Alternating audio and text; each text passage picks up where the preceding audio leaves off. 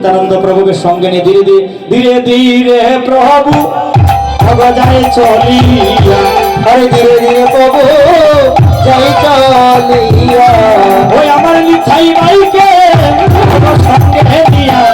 आज धीरे धीरे प्रभु जाए चलिया।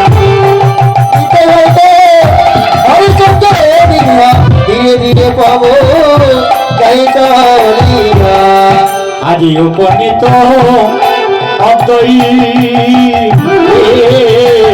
अद्वैत अंगने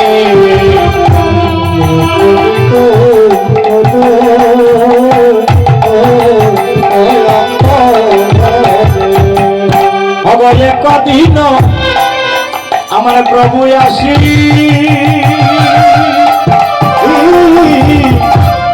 অদ্বৈত অঙ্গনে আজি বসি গো। একদিন অদ্বৈত আসি অদ্বৈত মন্দিরে মন্দিরে বসি গো। ওই আসি বসিলেন সচির তোমার আজি বসিলেন সচির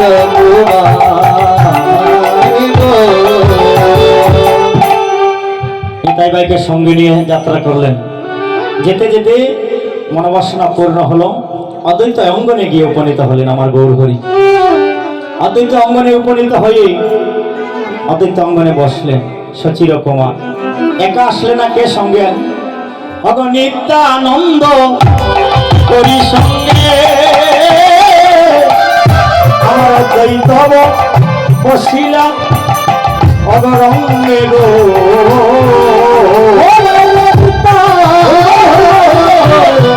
করি সঙ্গে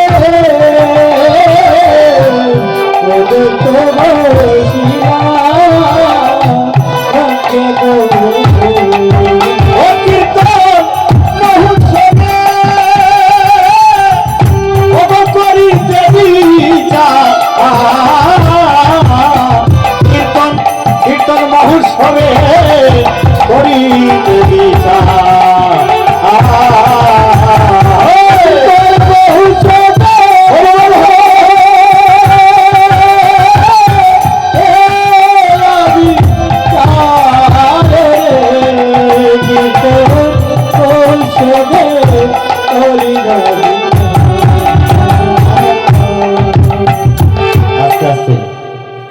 অদ্বৈত প্রভুর অঙ্গনে আসলেন গৌর হরি, নিত্যানন্দ প্রভু।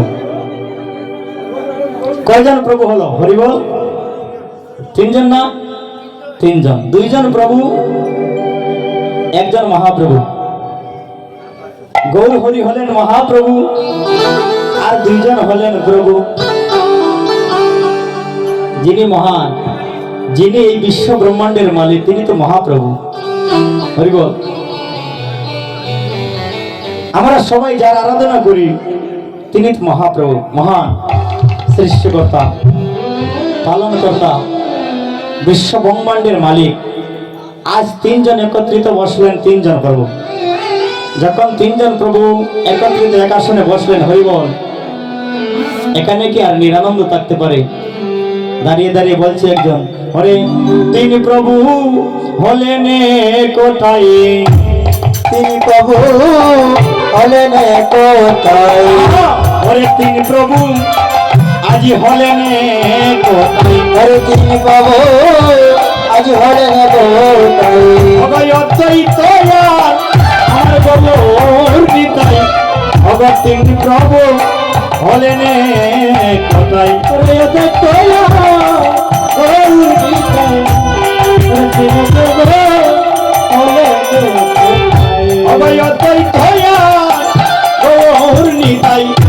তিনি প্রভু হলেন কোথায়? গৌর নিতাই। তিনি প্রভু হলেন তিনি প্রভু হলেন।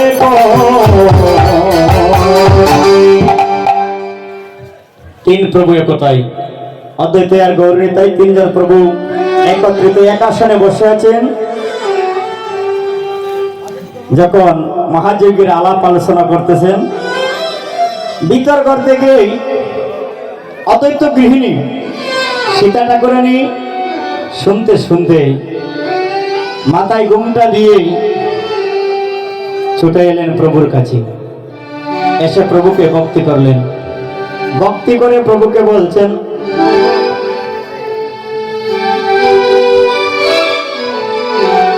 সীতা ঠাকুরানী মহাপ্রভুর কাছে এসে হাত জোর করে বলছে, প্রভু গো, অপ্রভু গো, তুমি যেহেতু এসেছো প্রভু, তাহলে তুমি বলে দাও এই কলিযুগে কলিজীবের পরিণামের গতি কি হবে, কিসে জীব উদ্ধার হবে, কিসে পাপে আচ্ছন্ন জীব মুক্তি পাবে, তুমি বলে দাও। তাই সীতা ঠাকুরানী কেঁদে কেঁদে প্রভুর কাছে হাত জোর করে বলছে, প্রভু গো, তুমি বলো বলো প্রভু গো, খবর সচির নন্দন, তুমি বলো বলো প্রভু গো, সচির নন্দন, খবর কিসে হবে কলি দুঃখ মোচন, তুমি বলো বলো প্রভু গো, তুমি সচির নন্দন, ওরে কিসে হবে কলি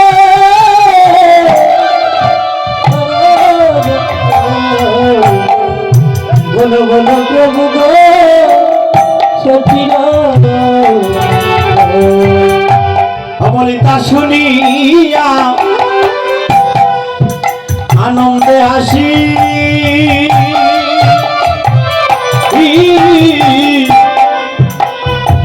সীতা ঠাকুরানী রানী আসি গো, ও শুনিয়া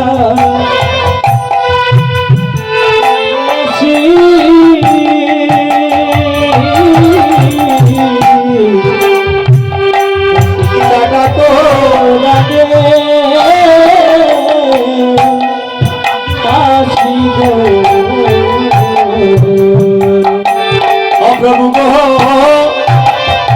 তুমি কহিলে ন সচির নন্দ,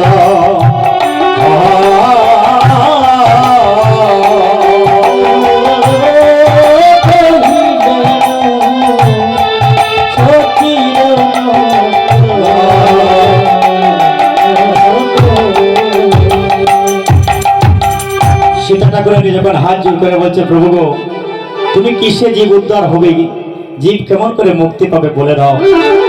সীতা ঠাকুরানীর কথা শুনে আমার প্রভু মুগ্ধ হয়ে বললেন, শুনো সীতা, কি করতে হবে জানো। অগতা শুনিয়া নন্দমনে মহোৎসবের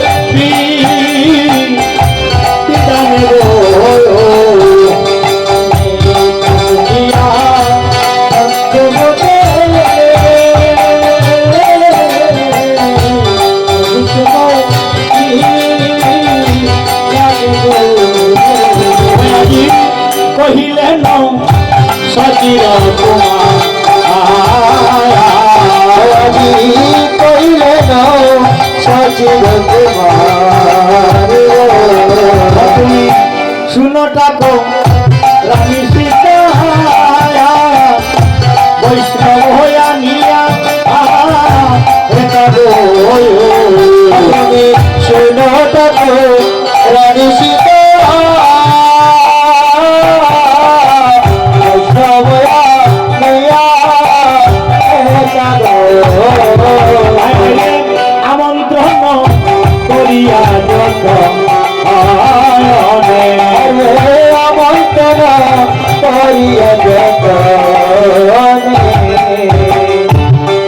শুনো ঠাকুরানী সীতা, মহাযজ্ঞ দান করতে হলে আগে বৈষ্ণবদেরকে আমন্ত্রণ নিমন্ত্রণ করতে হবে। বলে বৈষ্ণব কোথায় পাবো প্রভু, আর বৈষ্ণব কেমন করে চিনব, বৈষ্ণব কোন সম্প্রদায়ের হবে। বলে বৈষ্ণব যে কোনো সম্প্রদায়ের হতে পারে, সূচিপুত্র মুচি হয় যদি কৃষ্ণ তেজে, আর মুচিপুত্র সূচি হয় যদি কৃষ্ণ বোঝে। একমাত্র ভজনের দ্বারা সাধনায় উন্নতি লাভ করা যায়। ভজন ছাড়া হবে না। যে কোনো সম্প্রদায়ের বৈষ্ণব হতে পারে। বলে বৈষ্ণব চিনব কেমন করে? বলে যার সম্মুখে যাহারে দর্শন করিলে হৃদয়ে জাগরিত হবে কৃষ্ণ নাম। তুমিও জানিও সীতা, তিনি হলেন বৈষ্ণব প্রধান।